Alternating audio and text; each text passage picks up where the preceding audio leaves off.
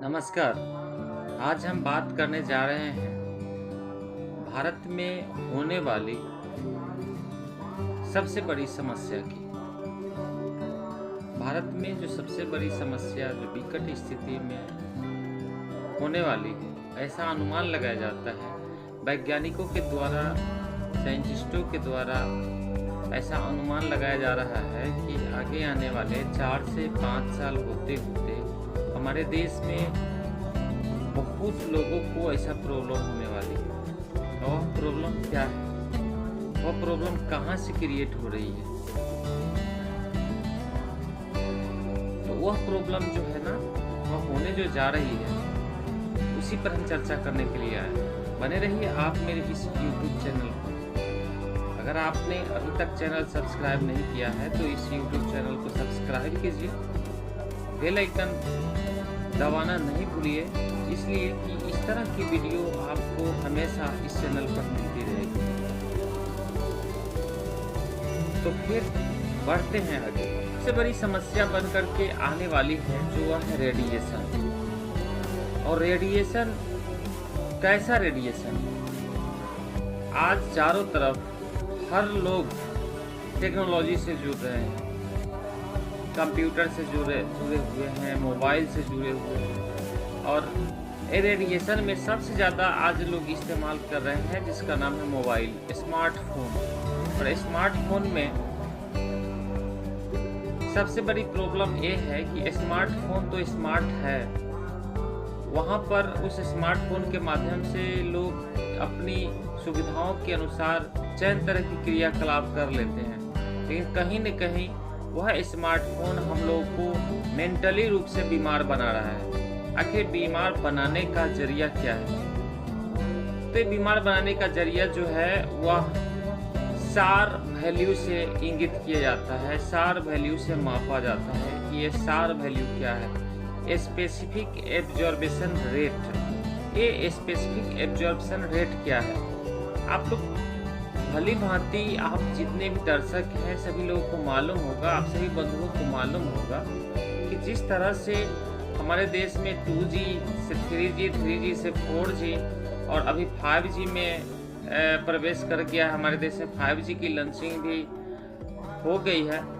तो ऐसी परिस्थिति में देखा जा रहा है कि पक्षियों की संख्या कमने लगी है। ये पक्षियों की संख्या क्यों कमने लगी? तो जो कमने का कारण है रेडियो फ्रीक्वेंसी की वजह से, यानी कि तरंग की वजह से। ये तरंग कैसा तरंग है?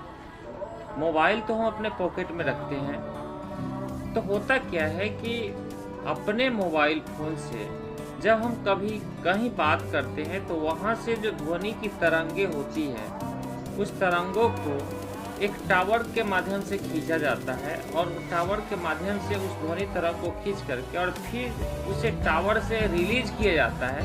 तो इस बीच में बहुत से तरंगे जो होते हैं वो बीच में ही रह जाते हैं, और जो बीच में रह जाते हैं वही तरंगे हमारे मानव जीवन को और हमारे आसपास के पशु पक्षियों को प्रभावित करते हैं। तो ये सभी तरंगे जो है, ये सभी ध्वनि तरंगे जो है, ये स्पेसिफिक एब्जॉर्प्शन रेट, यानी किसी तरंगों को मापने के लिए एक सार वैल्यू निर्धारित की गई है, स्पेसिफिक एब्जॉर्प्शन रेट। ये स्पेसिफिक एब्जॉर्प्शन रेट क्या है? तो ऐसा देखा जाता है कि हर व्यक्ति की कुछ न कुछ पावर होती है, कुछ न कुछ क्षमताएं होती है। एक मोबाइल की जो क्षमता निर्धारित की गई है, जो रेडियो फ्रीक्वेंसी को एब्जॉर्प्शन करने के लिए, वह है 1.6 वाट पर केजी, यानी कि 1.6 वाट जो है वह पर किलोग्राम के हिसाब से वह एब्जॉर्ब कर सकती है तरंगे को, और उस तरंग को वह मोबाइल एब्जॉर्ब कर सकती है। ठीक उसी तरह से हमारे शरीर के भी सार वैल्यू है। होता क्या है कि जितने भी ध्वनि तरंगे हैं, जितने भी तरंगे हैं, सभी तरंगों को अगर एब्जॉर्ब करके और क्या करता है कि हमारा बॉडी फिर उसको रिलीज करता है, फिर उसको छोड़ता है। ऐसी परिस्थिति में कभी कभी ऐसा होता है कि बहुत सारी तरंगे को वह अपने अंदर ही समाहित कर लेता है, जिसके वजह से उसे कई तरह की परेशानियों का सामना करना पड़ सकता है। जैसे कि अक्सर आज आई प्रॉब्लम हो रही है, वह रेडियो फ्रीक्वेंसी की वजह से हो रही है, मोबाइल की वजह से हो रही है, आंखों की प्रॉब्लम, ब्रेन सम रिलेटेड जो प्रॉब्लम हो रही है, असमय बालों का झड़ना शुरू हो रहा है, स्किन संबंधी प्रॉब्लम हमारे शरीर में हो रही है। सबका कहीं न कहीं कनेक्शन हो सकता है कि यह उस मोबाइल के फ्रीक्वेंसी यानी कि उस मोबाइल के रेडिएशंस की वजह से हो। एक स्मार्टफोन की जो रेडिएशन वैल्यू है, जो रेडिएशन को एब्जॉर्ब करने की जो वैल्यू है, यानी कि वह स्पेसिफिक एब्जॉर्प्शन रेट जो है वह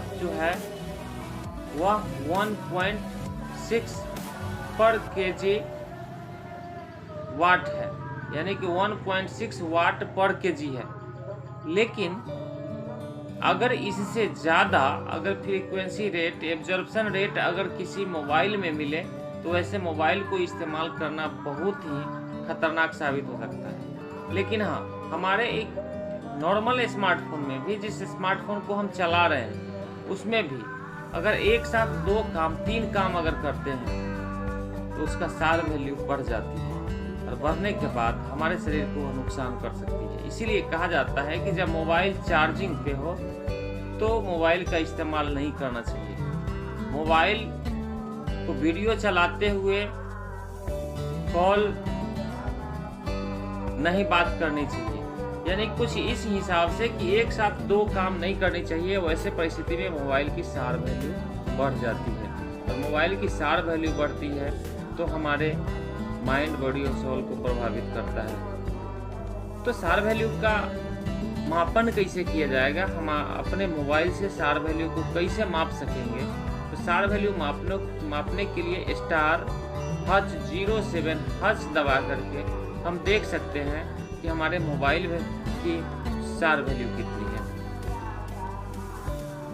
तो अवॉइड कीजिए, कम से कम स्मार्टफोन इस्तेमाल करना शुरू कीजिए। अगर स्मार्टफोन इस्तेमाल करते हैं तो वैसे परिस्थिति में हम स्मार्टफोन सेफ्टी से इस्तेमाल करें, और सेफ्टी से इस्तेमाल तो करें ही, साथ ही साथ चेक कर ले स्मार्टफोन खरीदने के वक्त कि हमारे स्मार्टफोन का सार वैल्यू क्या है। अगर ऐसा नहीं करते हैं तो हो सकता है बाद में मोबाइल की वजह से हमें बहुत सारी परेशानियों का सामना करना पड़ सकता है। आज बहुत सारे लोगों को ऐसी समस्या होने जा रही है, आंखों की प्रॉब्लम, बालों की प्रॉब्लम, स्किन की प्रॉब्लम, न्यूरो संबंधी प्रॉब्लम, ये सब मोबाइल की वजह से होने जा रही है। तो ऐसी परिस्थिति में एक साथ मोबाइल पर 2 काम न करें। मोबाइल खरीदते वक्त सार वैल्यू ज़रूर जांचें कि हमारे मोबाइल की सार वैल्यू कितनी है, और इसी तरह जानकारी हमारे इस चैनल से लेते रहें। आज सिर्फ इतना ही, फिर मिलते हैं अगले दिन किसी अगले टॉपिक पर बात करने के लिए। अपना ख्याल रखिए। धन्यवाद।